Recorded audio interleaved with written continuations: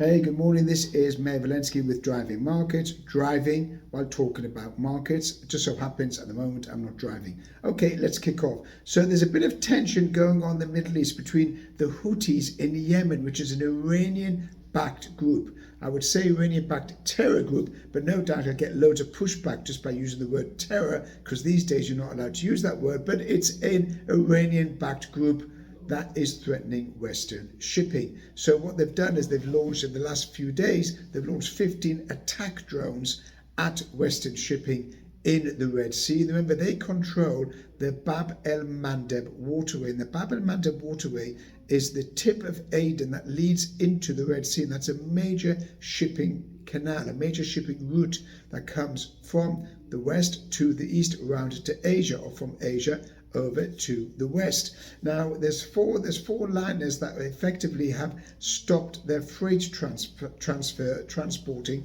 through the Red Sea. They are Maersk, they are Hapag-Lloyd, they are OOCL. OOCL is a Hong Kong based freight liner, and BP. Remember, there's 6,000 barrels of oil going through the Red Sea on a daily basis, and if that oil doesn't get there, that is going to push up the price of oil, which it has done over the last week or so. Oil has jumped up $2.50 on the back of tensions in the Middle East. Now the Houthis have threatened to attack any Western shipping that is heading for Israel, or any Israel-based shipping, including the US Navy. Now the US Navy has sent over there the 5th Fleet. The problem is that each missile that the US Navy fires costs between $1 and $2 million, and each attack drone or missile that the Houthis fire costs between $2,000 and $20,000. So the US is going to spend an absolute fortune protecting Western shipping.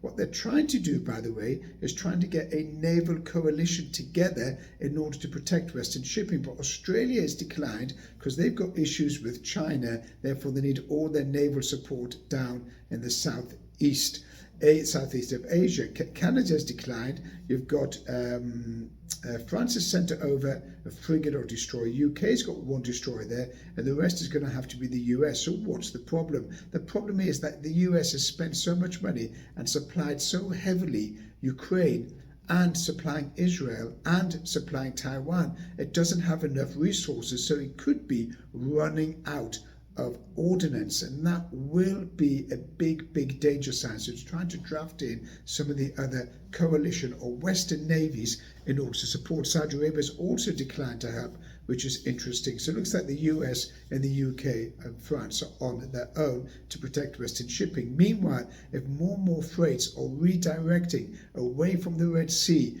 over around the Cape of South Africa, that's going to push up the cost of supplies because it's a longer route. And also, in addition to that, what it's going to do could frustrate and delay the supply of goods, pushing up the prices again, going back to where we are with inflation. So inflation picks up as a supply-driven issue, then that's going to cause a major headache for the central bank in the US, the Fed, the UK, ECB, and any other central bank globally, because just as they want to lower interest rates in 2024, if there is a geopolitical explosion and the Houthis, for example, in Yemen started to disrupt waterways, then that will be a major problem and something to keep an eye on. But oil will go up if that tension continues rising.